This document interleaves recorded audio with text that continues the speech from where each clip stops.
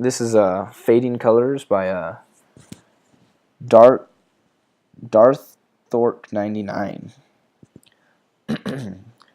Way to go, Princess Applejack exclaimed. Best coronation day ever, Pinkie Pie stated. We all love you, Twilight, Fluttershy said. All of Sparkle's friends embraced her into a congratulatory hug, celebrating her coronation into an Alicorn princess. I love you too, girls, Twilight replied with great appreciation. She pressed herself against her loving friend. She considered herself the luckiest pony in all of Equestria at that moment, in a deep, loving hug with all of her best friends and an occasion centered around her. The beginning of a new and glorious life. Ponies cheered for their new princess, Princess Twilight Sparkle. It was at this very time that she thought nothing could ever go wrong again.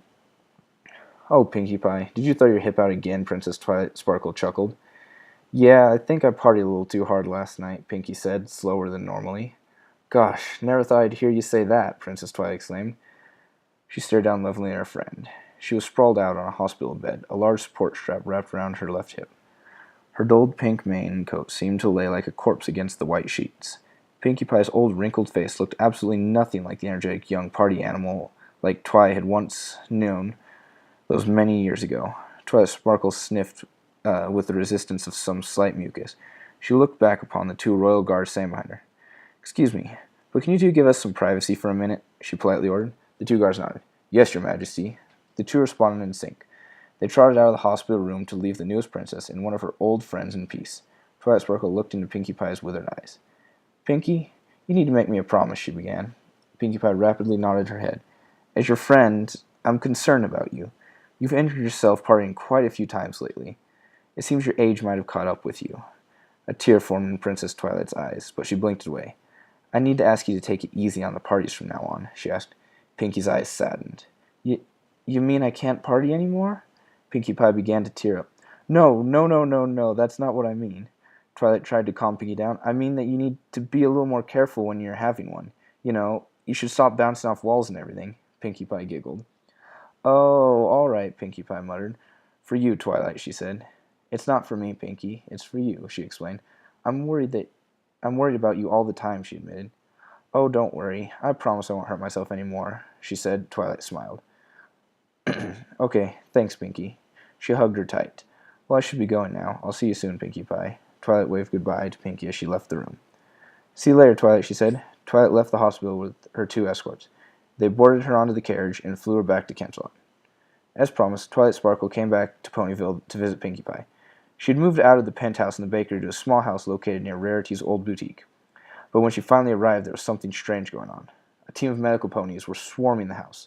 Twilight looked out of the carriage window and instantly became scared. What had happened? She rushed from the carriage and flew towards the small house. What happened? Twilight landed next to some of the medical ponies, who stared back at her with despair. One of them stepped forward. Princess Twilight, I'm afraid I have bad news, he stated. Twilight's heart skipped a beat at these words. Her eyes wandered towards the open door of the house. What she saw made everything aside from it blur out. She watched a stretcher slowly being wheeled out of the house. On it was a snow-white sheet with a pony-sized lump under it. The entire body was covered, but Twilight knew who it was. Her dear friend Pinkie Pie. The stretcher rolled out sluggishly and was loaded into an ambulance carriage. It started to move towards the direction, not of the hospital, but of the morgue. Tears flowed like a river down Twilight's fixated eyes. She had never felt anything like this before. This deep sadness of knowing that she would never speak to one of her best friends ever again. She wanted to deny it, but it was an obvious truth. Pinkie Pie was dead. No, she whispered under her breath. But no matter how they tried, there was no way to help her. The heart attack has put her into eternal rest. I'm so sorry, Princess.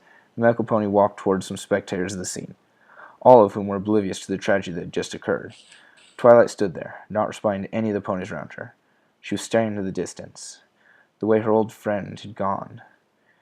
She was an outstanding pony, always making us laugh and cheering us up when we were down.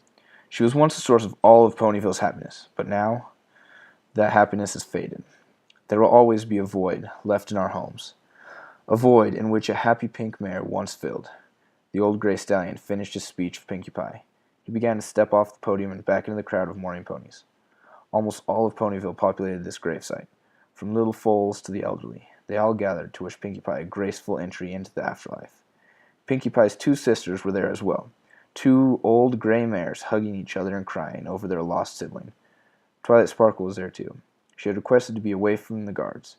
She stared blankly down at the wooden coffin suspended over the grave. It had an engraving of 3 balloons on the upper center, Pinky's cutie mark. The old gray stallion from before walked up to Twilight. "Would you like to say a few words, Princess?" he softly offered. Twilight didn't respond. She kept staring at the coffin. Her lips started to quiver. Her eyes began to swell with tears. Uncontrollable sobs came from Twilight until she broke out into a full-on cry. She lowered herself to the ground and cried like a newborn pony. A mare holding bagpipes standing on the other side of the coffin began to play a sad tune as the coffin of Pinkie Pie slowly descended into its final resting place. Another decade had passed in Twilight's life, 10 years with many great pleasures, but even greater tragedies. Twilight Sparkle stood in the same graveyard where Pinkie Pie had been laid to rest. She was standing in front of 5 tombstones, each of which were coincidentally placed next to each other. The tombstone of the deceased pony had their name on the front and their cutie mark engraved on the back. Twilight read over the front of each tombstone for the 7th time: Applejack, Rainbow Dash, Rarity, Pinkie Pie, Fluttershy. Twilight, her eyes glued to the terrible sight before her. The graves of all of her best friends lay next to each other in harmony. The ponies who truly taught her about friendship were now gone forever. Twilight would never speak to them again. They were the whole reason she was even able to gain her eternal life as a princess. If it were not for them, she would never even be able to speak with Princess Celestia and become her personal student. But now that she looked at her prize for venturing this far into life, she didn't want it anymore. She regretted ever touching that old book belonging to Starswoot Earl the Bearded. She was never interested in friendship until this day of Nightmare Moon's return, those many decades ago. She left behind the pleasure of living in the royal palace to be with her friends. But now it has all gone to waste. She wished she was under there alongside them, sleeping her eternal rest. But alicorns can't do that, not naturally. That is both the blessing and the curse of the race. No matter how hard you try, all of your loved ones will eventually perish around you. Twilight was experiencing this first hoof. She stared at her 2 wings in hatred and regret. Then up the distance to Canterlot Castle. In that palace was the one princess who brought this suffering upon her, the mare who she looked up to and strived to be around, Princess Celestia. But now she wished she had never spoken to her. Twilight Sparkle took one last look at the graves of her best friends. A tear formed at the base of her eyelid. She didn't leave. She thought of being near their once warm bodies is just like the first night she spent in the palace. A warm, relaxed feeling. A feeling of peace. The feeling that she belonged. Twilight Sparkle swiftly fell asleep, her face matted from all of the emotions. She dreamed of the old days, the days when she and her friends had their whole lives ahead of them, some of the happiest times of her life. She knew subconsciously that only happiness she would ever feel again in her eternal life were in the memories of her friends, the ones who made her whole life. And that's the end of that. Hey everyone, Music Brony here. This is obviously my first fanfic recording, and hope you all enjoy it. If you like it a lot, I'll re-record it and maybe change the voices for each character and get rid of some of the background noise. But if you enjoyed it, please subscribe and like the video. Thanks a lot.